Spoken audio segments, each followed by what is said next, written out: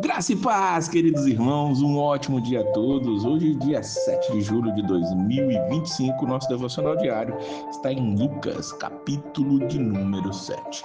Vamos ver aqui um homem deixando Jesus maravilhado. O versículo 9 diz isso: Jesus maravilhou-se dele. Por quê? Porque ele era um centurião, um romano, e ele vai pedir que Jesus ele cure um servo seu que estava muito doente.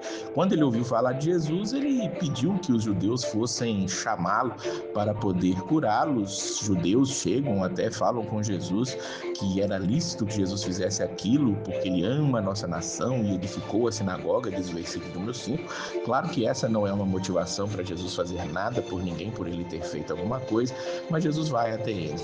Quando Jesus ele diz que não era digno que Jesus entrasse debaixo do seu telhado, diz o versículo de número 6, e ele disse que ele também era centurião, tinham pessoas sujeitas a ele, quando ele mandava, fazia, acontecia, e assim acontecia, quanto mais Jesus. E ouvindo Jesus aquilo, como eu já disse no versículo 9, ele maravilhou-se, e voltando-se, ele disse à multidão que o seguia: digo-vos que ainda nem em Israel tenham achado tanta fé. E quando aquele homem voltou, aquele menino já estava curado, aquele servo já estava curado. Que coisa maravilhosa é nós podermos surpreender, se é que podemos usar uma palavra como essa relacionada a Jesus, com a nossa fé. Que nossa fé seja vívida, que a nossa fé compreenda que Jesus pode sim todas as coisas. Tanto pode que nem a morte pode contê-lo. Dos versículos 11 ao versículo 17, nós vamos ver a história que acontece na entrada de uma cidade chamada Naim. Quando Jesus está entrando na cidade, perto da porta, estava vendo ali um velório, um cortejo fúnebre, e eles levavam um defunto. Era um filho único, veja essas informações importantes no versículo 12, de sua mãe, que era viúva, e com ela e uma grande multidão da cidade. Essa informação que Lucas nos dá aqui é muito importante, porque sendo filho único e aquela mulher era viúva, ela ia ficar sozinha agora. Ela já tendo perdido o marido, com certeza naquele momento, naquela sociedade em que ela estava vivendo, ela já estava em apuros. E o filho, ele morrendo, que seria ali a alegria dela, além do sustento dela, ele tinha ido embora. Por isso Jesus chega até ela e diz: não chores.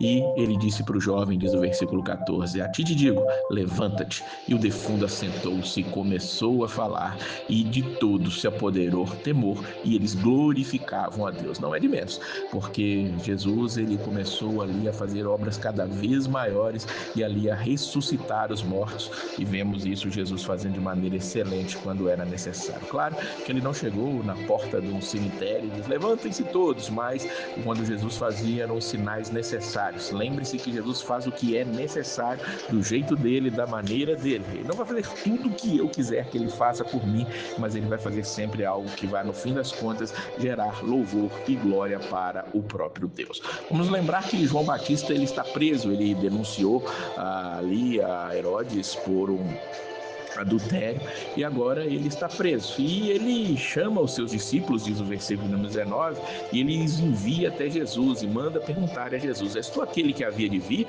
ou esperamos outro? Quando eles chegam até Jesus para falar com Jesus, o versículo 21 nos diz que na mesma hora curou muitas enfermidades, males, espíritos maus, e deu vista a muitos cegos. Então Jesus vai e responde à pergunta de João: ide e anunciar a João o que tendes visto e ouvido, que os cegos veem, os coxos andam, os leprosos são purificados, os surdos ouvem, os mortos ressuscitam, e aos pobres anuncia-se o evangelho. João com certeza não tinha perdido a perspectiva de que Jesus o Messias, ele mais do que ninguém sabia disso. Ele já tinha dito que ele era a voz do que clama no deserto. Jesus vai atestar isso aqui quando aqueles discípulos de João saem de perto dele, e o que João queria era a ação do Messias. João talvez não tivesse em vista a ação do Messias, como a maioria dos judeus não tinha e ainda hoje não tem, que o Messias ele não veio para instituir um reino militar, um reino político, mas um reino espiritual, o reino de Deus, que começou com ele literalmente ali naquele momento. Diz a palavra do Senhor que Jesus ele começa começa a elogiar João Batista e ele diz até no versículo 28: eu vos digo que entre os nascidos de mulheres não há maior profeta do que João Batista, mas o menor no reino dos Deus é maior do que ele. João Batista é espetacular e João Batista é mais um junto conosco que estamos no reino de Deus. Por fim, nesse capítulo nós vamos ver aqui a história de um fariseu. Ele, apesar de ser fariseu, ele roga para Jesus comer com ele, insiste com Jesus para ir comer na sua casa, diz o versículo de número 36, e ele vai e ali naquele momento era uma mulher pecadora na casa dele. É interessante que essa mulher consiga ter adentrado na casa do fariseu, porque eles tinham toda aquela questão cerimonial de não se assentarem com pecadores, mas acontece. E essa pecadora, sabendo que Jesus estava ali, ela leva um vaso de unguento, um vaso de alabastro, e ali ela vai e chega por detrás de Jesus aos seus pés, chorando, começa a regar-lhe os pés com lágrimas, e enxugava-lhes com os cabelos da sua cabeça, e beijava-lhes os pés e ungia-los com unguento. Veja que essa mulher chegou com atitude de verdadeira adoração diante do Senhor. E ali, claro, aquela atitude daquela mulher sendo pecadora, ali ele escandalizou aquelas pessoas. O versículo 39 diz que aquele fariseu, ele começa a pensar: se este fora profeta, bem saberia quem e qual é a mulher que lhe tocou, pois é uma pecadora.